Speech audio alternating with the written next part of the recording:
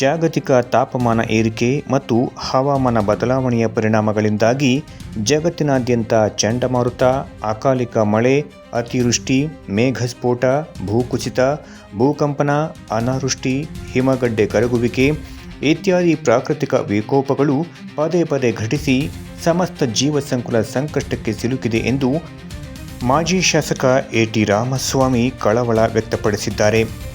ಬುಧವಾರ ಮಧ್ಯಾಹ್ನ 12 ಗಂಟೆಯ ಸಮಯದಲ್ಲಿ ನಗರದಲ್ಲಿ ಸುದ್ದಿಗೋಷ್ಠಿ ನಡೆಸಿ ಮಾತನಾಡಿದ ಅವರು, ರಾಜ್ಯದಲ್ಲಿ ಹಲವು ಪರಿಸರ ಸಮಸ್ಯೆಗಳಿವೆ. ನಾಡಿನ ಬಹುತೇಕ ನದಿಗಳು ಕಲುಷಿತಗೊಂಡಿವೆ. ಮರಗಳ ಹನನ ಎಗ್ಗಿಲ್ಲದೆ ಸಾಗಿದೆ. ಗಣಿಗಾರಿಕೆ, ಹೋಂಸ್ಟೇ ನಿರ್ಮಾಣಗಳಿಂದಾಗಿ ಗುಡ್ಡಗಳು ಕರಗುತ್ತಿವೆ. ವಿಪರೀತ ರಾಸಾಯನಿಕ ಬಳಕೆಯಿಂದ ಮಣ್ಣು, ಆಹಾರ ವಿಷವಾಗುತ್ತಿವೆ. ಇಷ್ಟೆಲ್ಲ ಆದರೂ ರಾಜ್ಯ ಮತ್ತು ಕೇಂದ್ರ ಸರ್ಕಾರಗಳು ಗಂಭೀರವಾಗಿ ಯೋಚಿಸುತ್ತಿಲ್ಲ ಎಂದು ಬೇಸರ ಹೊರಹಾಕಿದ ಅವರು, ಪರಿಸರ ವಿನಾಶಕ್ಕೆ ಸರ್ಕಾರಗಳೇ ಕಾರಣ ಎಂದು ದೂರಿದರು. ಪ್ರಾಣಿಗಳ ಮೇಲೆ ದಯೆ ಇರಲಿ ಅಂತಾರೆ. ರಕ್ಷಣೆ ಮಾಡೋ ಕೆಲಸ ಯಾರದ್ದು?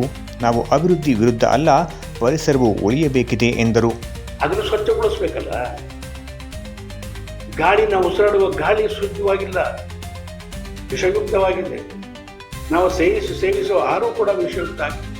ಅದು ವಿಷಮುಕ್ತ ಮಾಡಲಿಕ್ಕೆ ಪ್ರಯತ್ನಗಳಾಗಬೇಕು.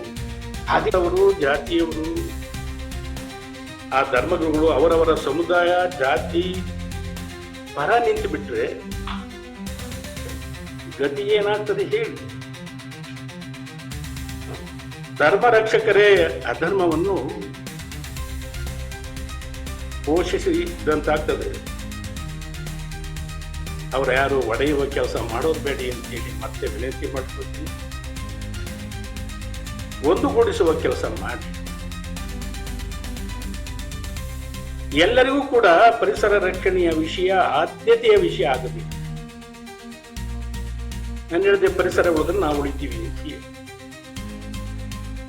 ಅದಕ್ಕೆ ಅನೇಕ ಸರಿ ಹೇಳಿದವರು ಧರ್ಮ ರಕ್ಷತಿ ರಕ್ಷಿತ ಅಂತ ಹೇಳಿ, ಜೊತೆಗೆ ಹೆಚ್ಚಾಗಿ ಈ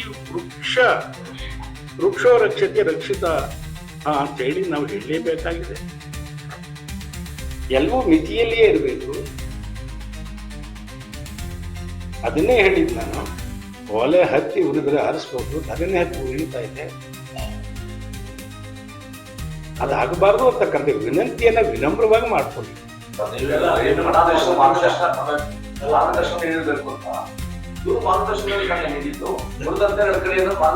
ನಮ್ಮ ಅಭಿಪ್ರಾಯ ಆ ದಿಕ್ಕಿನಲ್ಲ ಮಾರ್ಗದರ್ಶನ. ಸತ್ಯ, ಧರ್ಮ, ನ್ಯಾಯವನ್ನು ಎತ್ತಿರ್ತಕ್ಕಂಥ, ಒಳಕಾಗಿರ್ತಕ್ಕಂಥ ಸಮಾಜವನ್ನ ಶುದ್ಧಿ ಮಾಡ್ತಕ್ಕಂಥ. ಈಗ ಯಾವ ನದಿಯ ನೀರು ಕೂಡ ಕುಡಿಲಿಕ್ಕೆ ಯೋಗ್ಯವಾಗಿಲ್ಲ, ಅದನ್ನು ಸ್ವಚ್ಛಗೊಳಿಸ್ಬೇಕಲ್ಲ. ಗಾಳಿ ನಾವು ಉಸಿರಾಡುವ ಗಾಳಿ ಶುದ್ಧವಾಗಿಲ್ಲ, ವಿಷಯುಕ್ತವಾಗಿದೆ. ನಾವು ಸೇವಿಸುವ ಆಹಾರ ಕೂಡ ವಿಷಯುಕ್ತ ಆಗಿದೆ. ಅದು ವಿಷಮುಕ್ತ ಮಾಡಲಿಕ್ಕೆ ಪ್ರಯತ್ನಗಳಾಗಬೇಕು.